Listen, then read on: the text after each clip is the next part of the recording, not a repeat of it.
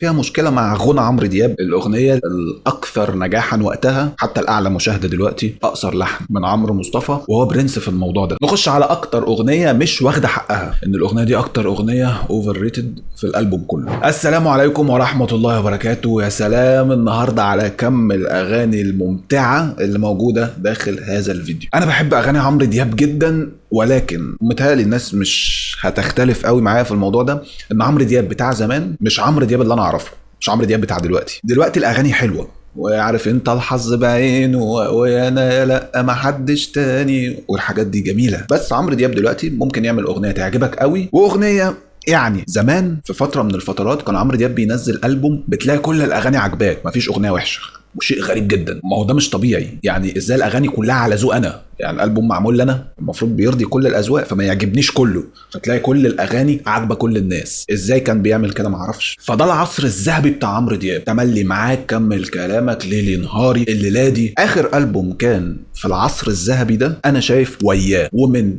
لحظه ما نزل الالبوم ده لحد النهارده انا شايف مفيش ألبوم بنفس قوة ألبوم وياه أو قوة الألبومات اللي قبله. فعمرو دياب ما قبل ألبوم وياه غير عمرو دياب ما بعد ألبوم وياه. عايزين نفهم تركيبة الألبوم، نتكلم على إيجابياته سلبياته، أقوى أغنية، أضعف أغنية، أكتر أغنية أوفر ريتد، أكتر أغنية مش واخدة حقها. فعلشان نوصل لهذه المعلومات المهمة محتاجين نعدي على أغنية في الألبوم كده نستمتع بيها ونفتكرها وندردش. خش على أول أغنية وهي عنوان الالبوم، اغنيه وياه. اول اغنيه الشاعر تامر حسين يكتبها لعمرو دياب، لان انتوا عارفين قد ايه بقى بعد كده تامر حسين هو اللي كمل مع عمرو دياب وبقى من اهم عناصر الجيل الجديد بتاع عمرو دياب في الكتابه. اكتر حد عمل اغاني ناجحه لعمرو دياب في السنين الاخيره هو تامر حسين. اكتر حد عمل اغاني بقت هي عنوان البوم عمرو دياب هو تامر حسين، وده مهم، يعني عناوينه خطيره. وياه، بناديك تعالى، الليله، شفت الايام، احلى واحلى. فكانت اول اغنيه يكتبها للهضبه هي وياه. الحن عمرو مصطفى. الالبوم كله على فكره توزيع الفنان حسن الشافعي، وهنشوف ده حلو ولا لا في الاخر، ان يبقى شخص واحد هو اللي موزع الالبوم بالكامل. مزيكه الاغنيه دي هي المزيكا اللي بتشتغل في نوادي الرقص، اللي بتشتغل وانت بتذاكر، اللي بتشتغل وانت بتشتغل، مش شرط تبقى مركز معاها قوي. هي اسمها EDM، الكترونيك دانس ميوزك. عمرو دياب بيسميها موسيقى الفتنس، انك تشغلها وانت في الجيم، مش محتاجه تركيز ذهني معاها، هي بتعمل لك جو راقص فيه طاقه ايجابيه، فيبقى ده جو ملائم لانك تعمل اي حاجه. ايقاعها بيبقى فيه زي تصاعد وتنازل، يتعقد ويتبسط، وده انسب حتى للرقص. انا مش طول الوقت ابقى برقص بنفس الطريقه، محتاج تحولات تحصل في المزيكا عشان انا بناء عليها اتفاعل. فتلاقي اوقات بيبقى المود كده واوقات بيبقى المود كده. اللحن ساعد على ده. لحن عمرو مصطفى هادي في الاول، ده اللي كان نفسي فيه لو تيجي صدفه تجمعني بيه، وبعدين يعلى بالموتيفيشن عشان اقول وياه الحياه هتحلى مع المزيكا. فالعوامل دي خلتها اغنيه مناسبه جدا انها تتصور، اغنيه صيفيه يليق معاها البحر، راقصه يليق معاها الرقص باكتر من طريقه، مناسبه جدا تبقى عنوان لهذا الالبوم. وفي اللقطه بتاعت عبد الرحمن ابن اخو عمرو دياب طلع غنى في الاخر كده، الناس كانت فاكره ابن عمرو دياب، فبرضه عمل جدل ساعتها، كانت لقطه روشه. اغنيه طبعا حلوه جدا وملعوبه. نخش على الاغنيه اللي بعدها، اسرع اغنيه اتعملت، ده طبقا لكلام عمرو مصطفى. انا بقدم قلبي. الحان مين؟ انا بقول طبقا لكلام عمرو مصطفى، يبقى عمرو مصطفى اللي لحنها. لو حبي ليك قالوا عنه عادي بيكذبوا. بيقول ان هو لحنها في الطريق وهم في العربيه، بالليل كانت متوزعه ومتغنيه في العربيه. المفاجاه اكتر بقى ان انا بالليل رحنا لقيناها موزعهم تمام ومغنيها. انا شايف اللحن اقوى عنصر، خصوصا لما اعرف انها اتلحن في العربيه، يعني وقت قليل، اجواء ما تساعدش، فيطلع لك لحن زي ده. انت بتلاقي الكوبليه سكه والسينيو سكه، والاتنين بيتقابلوا في الاخر بنفس القفله. انا بقدم قلبي لو تقبلوا لحد ما بنوصل يكون في عونك اللي زي مجربه. طب السينيو، انا ما كانش الحب عمره في نيتي وانا معاك، لحد ما بنوصل لو حبي ليك قالوا عنه عادي بيكذبوا، زي يكون في عونك اللي زي مجربه. جميل. وبيعجبني كمان في الكلمات التردد، يعني انا بقدم قلبي لو تقبلوا، وادي كمان عمري، كانه طب ما كنت اقدم لي الاثنين وخلصني مره واحده. انا بحبك قد كل الدنيا دي ولا قد الشمس والليل والهوا؟ طب انا بحبك قد كل دول سوا. كلمات ايمن بهجت قمر، مع حفظ الالقاب بقى للجميع. المزيكا مزيكا لاتن، اكتر حاجه بتميز اللاتن بالنسبه لي الايقاع، الطبل او الايقاعات مختلفه. يمكن المزيكا ما كانش فيها تفاصيل او تحويلات قويه، وده اللي مخلي قصة عمرو مصطفى منطقيا ان هي اتوزعت بسرعة. بس يبقى في عنصر قوة في المزيكا، بداية الأغنية مميزة جدا اللي هي دي. نخش على اكتر اغنيه مش واخده حقها ده في رايي، وهي اكتر اغنيه شرقي، وانا احب المزيكا الشرقي جدا، وعندي بس فيها مشكله مع غنى عمرو دياب هقولها لكم في اخر الاغنيه. كلمات الشاعر عبد المنعم طه، الحان محمد الامين، حسن بيك وعمرو دياب، لحن نهاوندي جميل، بدليل ان المزيكا واخده لعباه زي ما هو كده، وفي اول الاغنيه كعنصر جذب يشد ودنك اول ما الاغنيه تبدا. كله الا حبيبي ودي تبقى دنيا الا ويا حبيبي.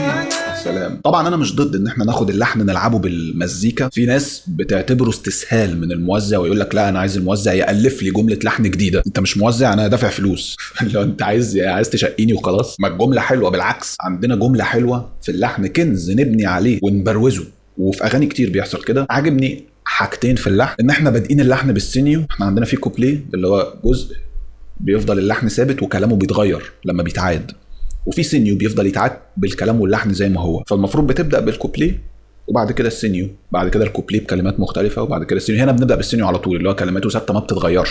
كله الا حبيبي ودي تبقى دنيا. بدايه الاغنيه حلو يعني للتغيير، وانك بادئ الاغنيه بالجزء الاقوى على طول. تاني حاجه عجبني القفلات في اللحن، قفله الكوبليه او قفله السينيو تقريبا بتعدي على نفس الثلاث حروف بس، مره وانت طالع ومره وانت نازل. انا ليا مين في الدنيا بعد حبيبي، بص بتنزل تيرارارا ده في السينيو. طب في الكوبليات ده اللي بعد حبيبي حبيبي مش هشوف حلوين بتطلع تارارارا. اكتر عنصر كمان ممكن يحسسك بالستايل الشرقي هي المزيكا، واكتر عنصر في المزيكا مميز ومخليك تحس قوي بقى بالشرقي هي الكولة او الناي اللي كانت ردودها واضحه جدا مع عمرو دياب، بترد عليه مش سكتاله، وقلبي مش وياك فمزوده لك جرعه الشرقي. عيوني تعشقني.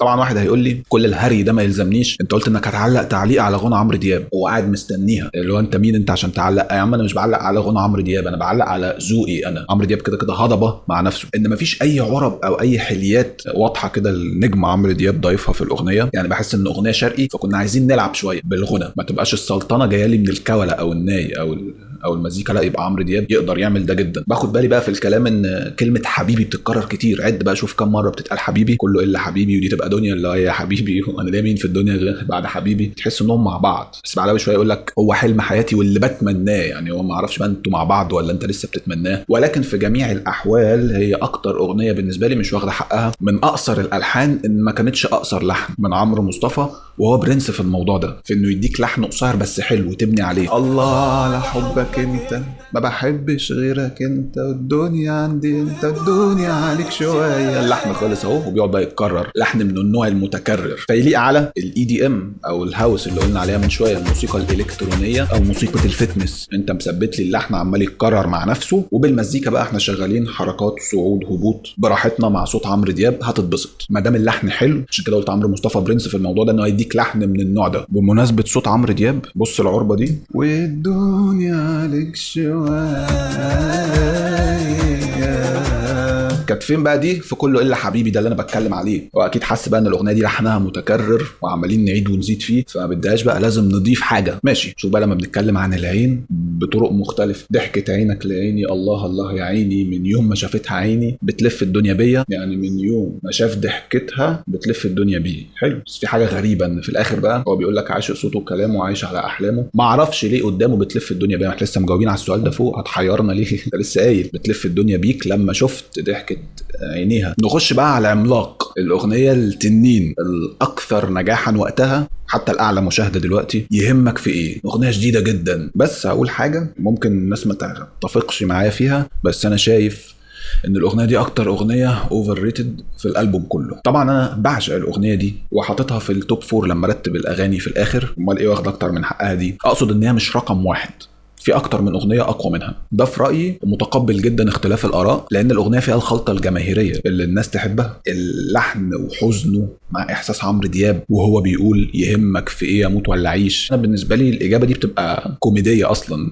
فكره ان هي سالتك قالت لك ايه، فقلت لها يهمك في ايه اموت ولا اعيش؟ هي بتقول لك انت عايش ولا ميت. انا عارف طبعا ان هي بتساله عادي عامل ايه، فهو قام رد بافوره وقال لا يهمك في ايه اموت ولا اعيش. انا عارف الجو ده. حاسس اكتر حاجه مميزه في المزيكا لمسه الروك او لمسه الجيتار العنيف اللي بيرد على عمرو دياب. مين اللي قدامي ده؟ واحد معرفوش. وبعده الجيتار الرومانسي اللي بيرد بعد كده. عشاق كتير اتقابلوا عادي ما كملوش. واحد عنيف واحد رومانسي فيه مشاعر، كان واحد بيشد واحد بيرخي، فتحس بتوازن. حتى في الفصل الموسيقي نفس الكلام، جيتار عنيف وبعده جيتار حنين، فيوصل لك احساس العنف مع الحزن والانكسار. والفصل الموسيقي مش في النص، في الاخر بعد الكوبليهين، مش في نصهم كده، لا اكتر، لان تحس الفصل الموسيقي بيقفل معاك الحوار، فمناسب انه يبقى في اخر الاغنيه بيقفل معاك الاغنيه. علشان ما اطولش الفيديو اكتر من كده هكتفي بهذا القدر، ويبقى ده الجزء الاول، وهعمل جزء تاني في فيديو تاني هينزل في اقرب وقت على طول، وهيبقى مهم لان هيبقى فيه بقى اقوى اغنيه لسه ما جاتش، وهيبقى فيه ترتيب اقوى 3-4 اغاني وكلام نهائي عن الالبوم بشكل عام. فاتمنى الجزء الاول يكون عجبكم، ولو عجبك قول لي رايك في الكومنتات، اعمل لايك شير سبسكرايب وهكذا، وشكرا.